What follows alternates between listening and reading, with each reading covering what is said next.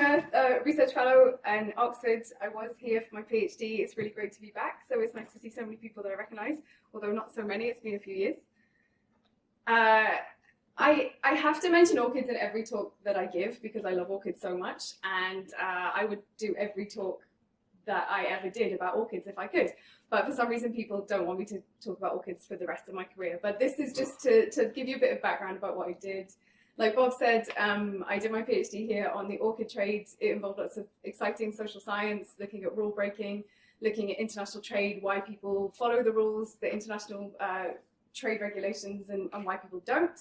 But for the past couple of years, I've been at Oxford working on a trickier issue, which is the sustainability of bare bile farming. So this is what got me into working in China and working with lots of Chinese stakeholders. So essentially my project for the past few years has been looking at this very controversial issue of bare bile farming, not so much from a welfare perspective, which is often what is looked at with bear farming, but looking more at from a conservation perspective. Should we be farming bears or not? Is it good or bad for the wild bears? So I'm not actually going to talk about that today because I thought it's so close to Christmas, no one really wants to hear an hour about bear farming and see lots of pictures of bear farms. But I am just writing up this at the moment, so you will see some results from this soon. So before I kind of get on to the rest of what I'm going to talk about, I think it's really important to think a bit more about what wildlife trade is, because it's going to be important later on in this talk to really think more broadly about what wildlife trade is and what it can be. So the popular view, the one that I often deal with, because I obviously love plants and I work on plants a lot, the popular view is that wildlife trade is just about animals, often large charismatic animals like bears and tigers and rhinos and things like that. And also it's often framed as something that is unsustainable or illegal, something that should be banned. So there's lots of talk. If you do a Google search for just the words wildlife trade, all of the top hits that come up are about illegal trade and how we should ban trade. And often, because of the word wildlife trade as well, people think that most wildlife comes from the wild. But as you probably guessed, it's not that simple. Nothing is that simple in conservation, or definitely not in wildlife trade. So plants are probably the biggest group in trade, but definitely the biggest group in legal trade that we know of. And in terms of the number of species and the number of actual individuals traded. So it's not just all about these large, exciting animals. And also fungi trade, we don't really know very much about that at all, but it's likely to also be really significant. It's also not as simple as just unsustainable and illegal. I'm probably telling lots of people who know this already, but you get really sustainable examples of wildlife trade.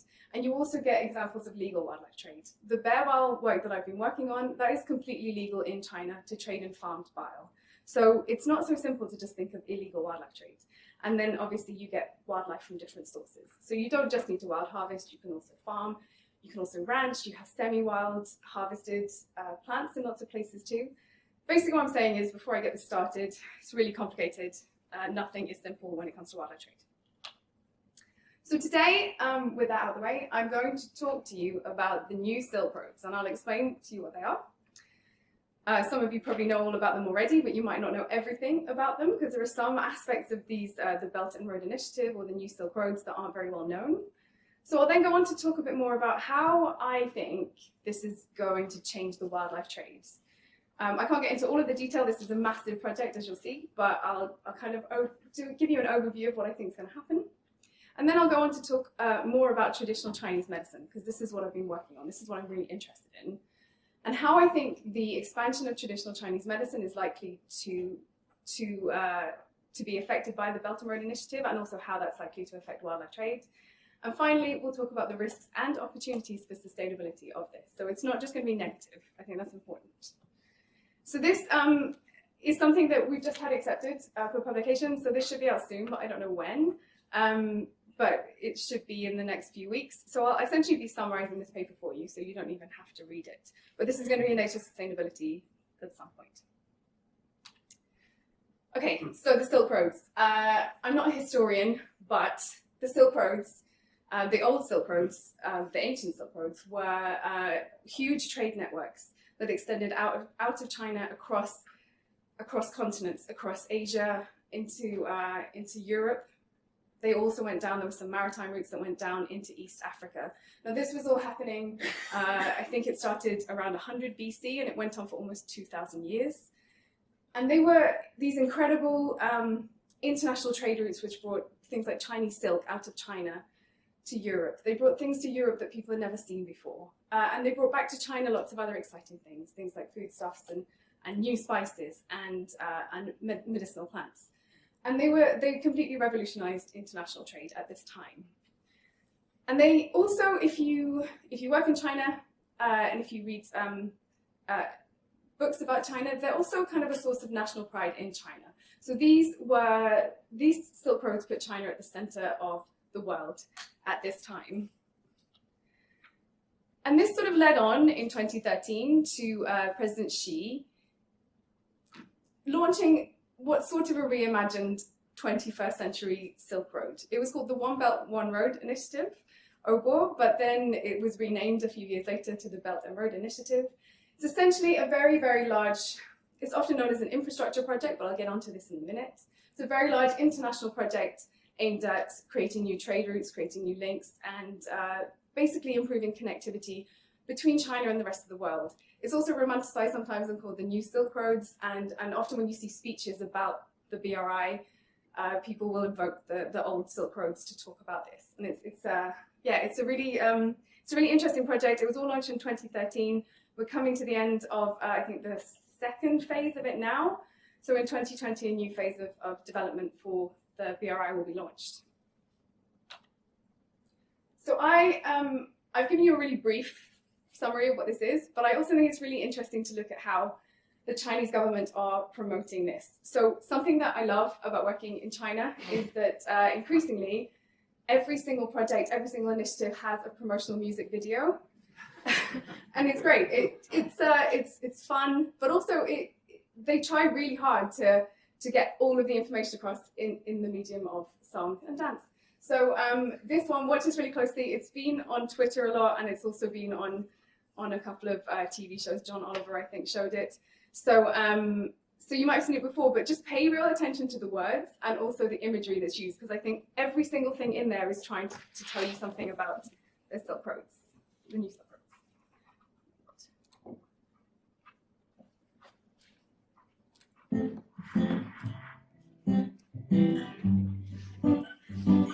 The belt connects the land, the road moves on the sea. The promise that they hold is true prosperity. We're breaking barriers, we're making history. The world we're dreaming of starts with you and me. The future's coming out. The belt and road is how. We share the road is how. The belt and road is how.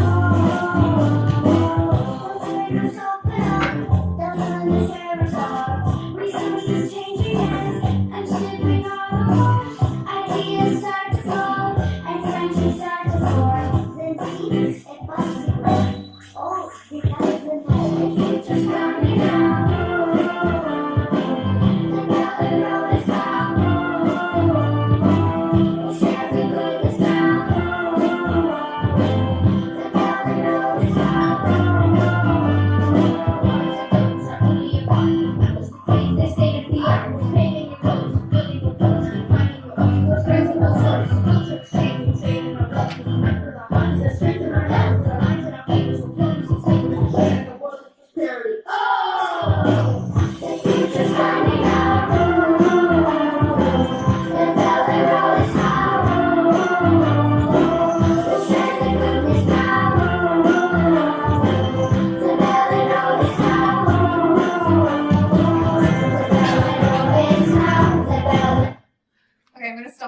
even though we could watch that all night, I think.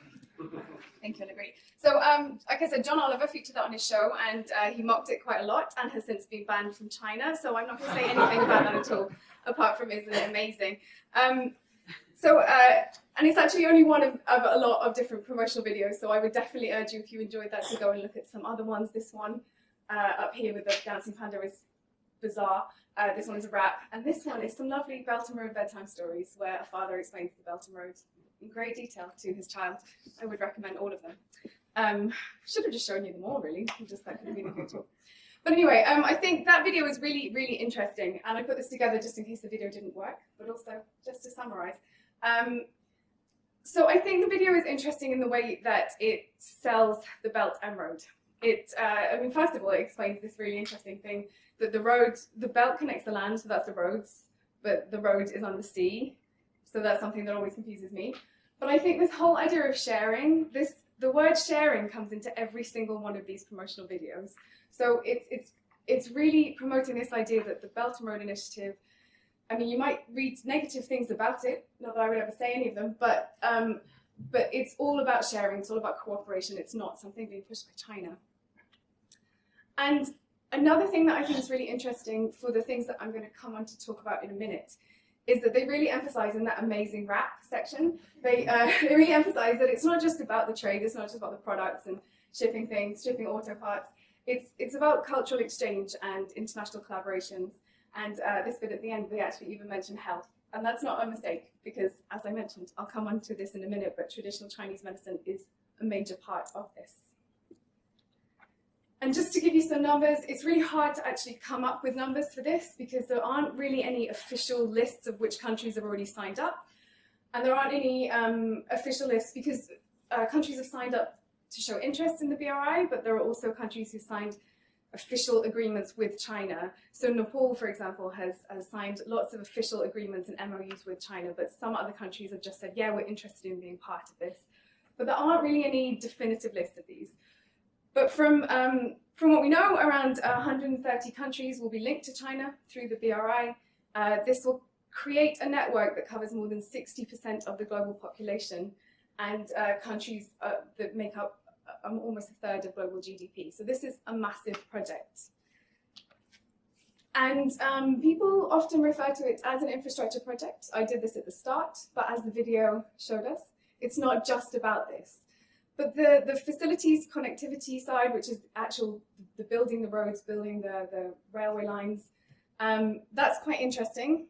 It's the one that everyone focuses on, but there are lots of other things here. The other three in the middle, they tend to focus mainly on other ways of facilitating trade, so getting countries to look at policy integration and to really think about their financial systems, how they can have whole supply chains going across borders. And then there's this last one, which I'll come on to in a minute. But even if we just focus on the infrastructure aspect of it and the connectivity aspect, it's likely to still affect wildlife trade. So it makes complete sense if you have trade routes and if you have a product that you want to get from one place to a consumer country, from say Indonesia, where your rare orchid grows, to a consumer country, then having a better road or a rail link or better shipping lanes is going to make that much easier to move those products. And this is especially true when these new infrastructure links, the roads and the rail links and even the shipping lanes go along existing illegal wildlife trade routes. And we know that this is definitely happening in lots of cases. So there are some of the Belt and Road corridors that are running all the way down into Southeast Asia, ending into Singapore, and then going up into China. This is a known wildlife trade route. This map is from a paper that looked at large carnivores and how Belt and Road corridors that are going down from China to Pakistan and also down into Southeast Asia are going to be linking the major consumer areas for these products with the major source areas. So just this better connectivity is likely to increase wildlife trade in some way. But this is the one that I'm really interested in. This is what half of that wrap was about. So this is not just improved connectivity. It's not just the road building. It's that people-to-people exchange. And a major part of the people-to-people exchange pillar is sort of these cultural exports. It doesn't really translate exactly like that, but it's kind of cultural exports from China. But it is about it goes both ways. It's cultural exchange, but there's lots of mention in the literature and the documentation around the BRI of these cultural exports. And traditional Chinese medicine is one of the major ones. It's actually listed in the BRI documentation. And for wildlife trade, that's really interesting. So traditional Chinese medicine, or TCM, it doesn't just have to be medicinal products. It's also things like acupuncture, which obviously don't really have anything to do with wildlife trade. But the medicinal products themselves tend to be based on natural products. So traditional Chinese medicine is based on lots of ancient medicinal systems in China, which are based on natural products. So this is a picture that I took in Guangzhou last year. This is one market stall. And in this one market stall, you have sea urchins, you have these are orchid tubers. I always have to get orchids into everything I do. You have bear gallbladders in the middle, and then over here you have caterpillar fungus, which is this really, you probably know about it, but it's this really interesting product where a fungus infects a caterpillar, and then as soon as it's been infected and the fungal body comes out of the caterpillar, then that's when it's used in medicine. So you have all of these different products that are used in traditional Chinese medicine. And I don't want to present traditional Chinese medicine just in this way. It's very sophisticated. It's very formal in lots of ways, and there are these incredible legal markets. So this is all examples of bear bile products. So you have the bear gallbladders that I showed you on the previous slides, but you also have packaged products. You have over-the-counter products. You have up in the top left here, this was from a bear farm that I visited, which sold high-end luxury products. So TCM is not just these raw products. You have these very formal products that are produced by pharmaceutical companies that have a great interest in moving their businesses overseas. And so I'm now going to just run through a few different potential issues that might arise from this expansion of TCM out of China. And I should say, actually, before we get onto this, that traditional Chinese medicine has been used outside of China for some time. This is not going to be a new thing. The main thing here is that it's being done in a coordinated way. It's being driven by policy, and it's being done very, very rapidly. So I think that's what we need to be considering when we think about this. So the first thing is likely to be increased traditional Chinese medicine demand in countries outside of China. So this has been named by the National Association of Traditional Chinese Medicine as one of their main aims when it comes to the BRI. So, and this is already happening in lots of places. These are just screenshots that I took from Twitter and various other news websites from just the past 2 years. So in lots of different countries, ranging from Morocco to Portugal to Poland, there are going to be different projects, things like hospitals, things like medicine centers. The medicine centers are really interesting ones. So TCM centers are going to be set up they have a target for each year, and in 2020, I think it was 30 or 50 different countries are going to have these TCM centers set up there, and that is a place where doctors can be trained, where TCM can be promoted. So all of these things are already happening. It's not something that's just hypothetical, and this is just the beginning, because there are going to be lots of other activities around this too. And we don't really know very much about what's happening at the moment, so I work a lot on wildlife trade consumer demand. I would love to study this in more detail, and this is what I'm hoping to do. At the moment, we only have data from the Chinese government, which comes from the pharmaceutical companies, and they're reporting these huge increases in TCM exports from China to BRI countries, and they're linking that directly to the BRI and to the BRI facilitating TCM trades. So you can see here that 54% increase just in 1 year between 2016 and 2017. So I think it's really interesting to think about this increased demand and how this is just the start, and this is likely to be pushed out to lots more countries. And so another thing, as well as increased demand, is that it's going to open up lots of new areas and lots of new natural resources of different countries to supply the TCM trade. So pharmaceutical companies are planning to sort of go out into countries and establish new sources of supply, either from developing new areas where you can farm different TCM species, whether that's herbs or different animals, and also areas where you can start wild harvesting existing species. So this is a quote from a really interesting paper. It's all in Chinese apart from the abstract, but it links everything back to the old Silk Roads and how this is what always happened. So this whole paper is specifically on the opportunities for the pharmaceutical industry of exploiting these new natural resources in these new areas. And it links everything back to the old Silk Road, and it says here, I mean, the herbs coming back into China from the Silk Road countries built Chinese medicine and really enabled Chinese medicine to grow and prosper. And they talk about this as being the next iteration of this, essentially. So this is a really big opportunity. This is seen as a huge opportunity in China by TCM companies. And again, this is already happening, so either harvesting or farming. So this here, Poland, people in Poland have been talking to these TCM companies about setting up herb plantations in Poland to supply the TCM industry. Also this Chinese medicinal plant. So it won't just be sourcing, it will also be processing. And there are different ways that this can work. So I've been in Beijing last month, and earlier this year, and had meetings with pharmaceutical companies and representatives of the TCM industry. And they're talking about different strategies. So either moving sourcing to these countries because the demand will be growing in these new regions.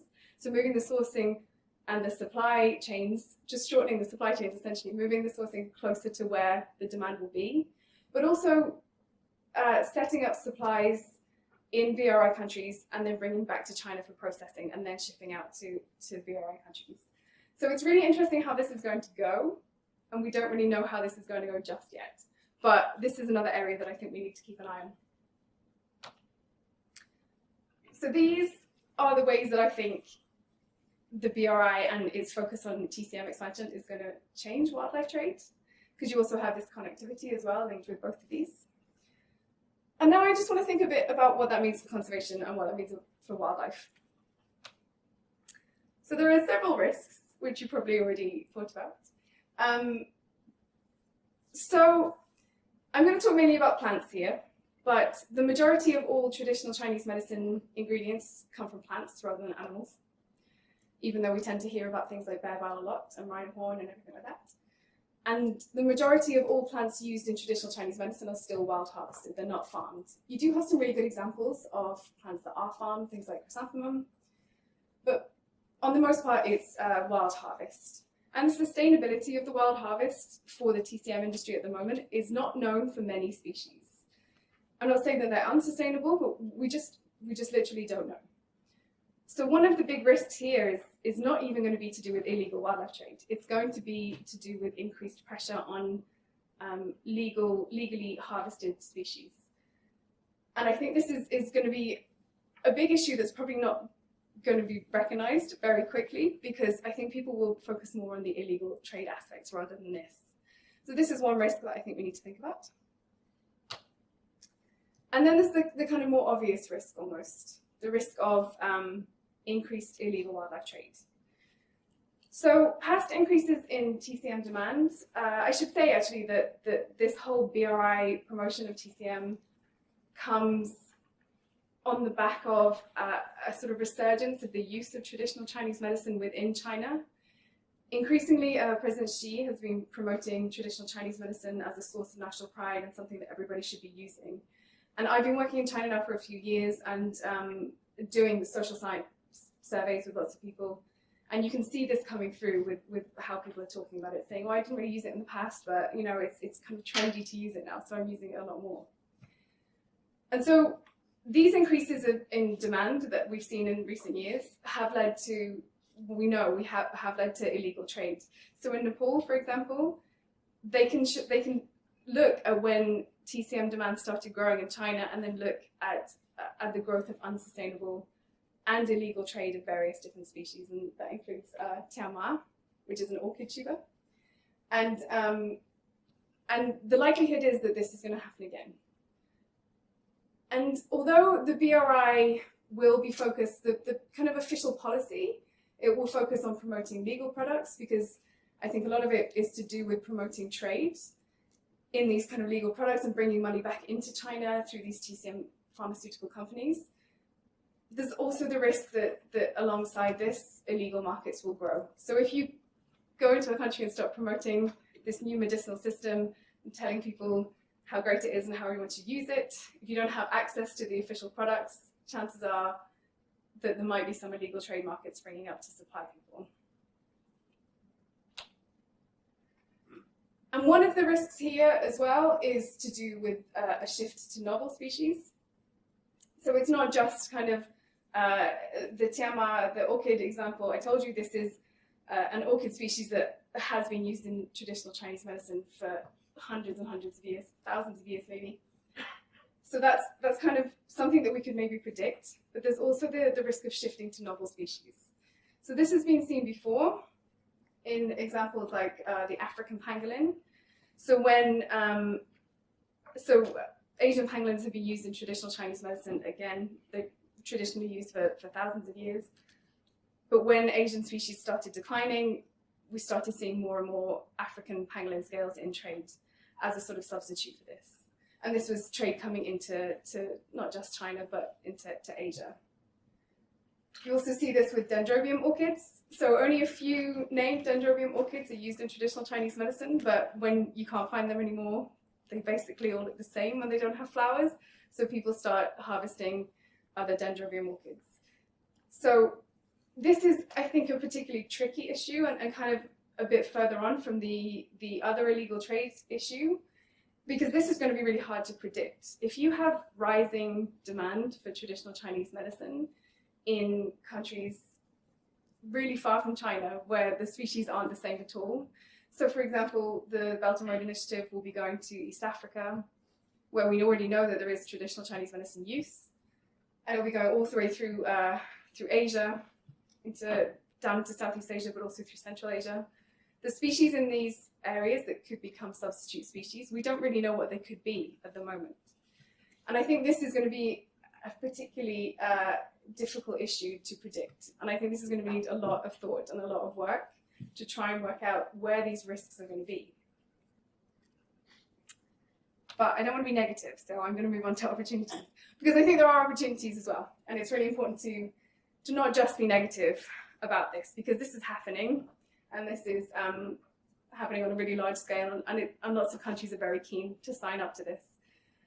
So one thing that I think might be a great opportunity of this, like I said, traditional Chinese medicine has been used outside of China for a long time. I've got a colleague in Oxford who's a traditional Chinese medicine anthropologist. She's been studying the use of traditional Chinese medicine in lots of different African countries for some time.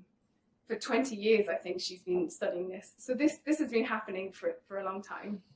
But I think that this coordinated push for the use of TCM outside of China might actually lead to either from within China wanting to make sure that the resources are sustainable and the supply chains, can be relied upon to not break down, to implement some kind of standards for sustainability or some kind of environmental protection. So we haven't seen this just yet, but we have seen with increasing export of traditional Chinese medicine, we've seen more focus on international standards for things like quality control. So this was an article from Chinese state media, which was looking at the different products that have these international standards, that comply with these international standards, and how the industry really needs to be thinking about how they can move forward and getting more products recognized by these international standards. So I really think that China can be a leader in this, and China is really pushing the Green Belt and Road Initiative as something that's how they want to achieve the Belt and Road Initiative. They talk about ecological civilization, which is like a version of sustainability, and they want to be seen, and I think they genuinely do want it to be as sustainable as it can be. So I think this could be a major opportunity, something that's been happening for some time. This could actually provide the catalyst that's needed to actually look at sustainability of these supply chains. And another opportunity. So I am a big fan of sustainable use, and I think it's incredibly important to focus on sustainable supply chains and look at where the opportunities are for developing sustainable wild harvest, farming in some areas, for some species. Obviously, it's not going to work for everything, but this is a really nice example. I'm working quite closely with Traffic, who work in turn with the Fair World certification scheme and the Fair World standards. And this is an example of Schisandra. Southern Schisandra is the actual species. And this was a project in China, in Sichuan. And the berry of the Schisandra is used in traditional Chinese medicine. And there had been a problem with unsustainable harvest of this because the demand for it is huge. And so this project went in. It was a project using the Fair Wild standards, which have both environmental sustainability and also social benefits as part of them. And it set up these cooperatives to sustainably harvest the Schisandra berries. And it's been really successful. And the reason it was successful is that it brought in the traditional medicine companies to create this incentive, to create this whole supply chain approach to this. And I think this is a major opportunity. So we know that the pharmaceutical companies in China want these products, and we know that that they have this increasing push for sustainability. So we think that there's going to be a big opportunity for this to work for different species. Like I said, not all species. I'm not suggesting this will work for bear bile. But what was quite nice about this as well is that this happened in giant panda habitats. So that meant as well as benefiting lots of local communities, bringing livelihoods to rural people who don't have that many other options for livelihoods in many of these areas. It also gave incentive to protect this giant panda habitat. And I mean, that's the way that it's being sold. I'm sure there are already lots of incentives to protect giant panda habitat. But it gives a really nice example of what could be possible if you really think carefully about what the different incentives are for people to protect and to harvest these products. So that's one opportunity. That's two opportunities, sorry. And so this is my last slide, but I just wanted to, this is a figure from that paper that is coming out soon. But this is essentially what we think needs to happen, because the problem at the moment is that no one really knows about any of this stuff. People know about the Belt and Road Initiative. They know that it's going to build roads and railways all over the world, but they don't know that this is happening. So I think we need to really carefully think about how we can move forward with this. And we need to understand what the threats are going to be, which is an interesting start for a project like this, because normally you kind of know what the threats are. But like I said, there are so many risks, but also potential opportunities, that we don't actually know to what extent they'll happen in different places. Some countries might not adopt traditional medicine at all. Some countries might really, really love it, and it could become a big issue of unsustainable collection of local species. So we don't really know what the threats are. So that's the first step. And we need to work with lots of different stakeholders, including stakeholders in China. Then we need to think really carefully about the sustainability strategies that could work for different species. Like I said, in some cases, sustainable wild harvest will be fine, but it's not going to work for everything. So we need to really carefully work, again, with lots of different groups of people to work out what's going to work best. We also need to then support Belt and Road Initiative countries to actually monitor the trade and to flag when things are becoming a problem, and also to help them to enforce existing laws, things like CITES, and their own national laws to prevent overcollection, overharvesting, and unsustainable trade. And finally, we need to take sustainable use seriously as a potential solution to this. So we need to identify those species that will work, that people already collect, that people already want to harvest, or that can be harvested sustainably. And we need to work throughout the supply chain with the harvesters and also with the TCM companies to really set up these really robust systems so that we can try and bring some benefits to people as well as species. Okay, so I'd just like to thank everyone that I've worked with on this. I've worked with lots of different people thinking about this, and also thank you for inviting me to come and talk about this. It's been really exciting. So if you have any questions, please let me know.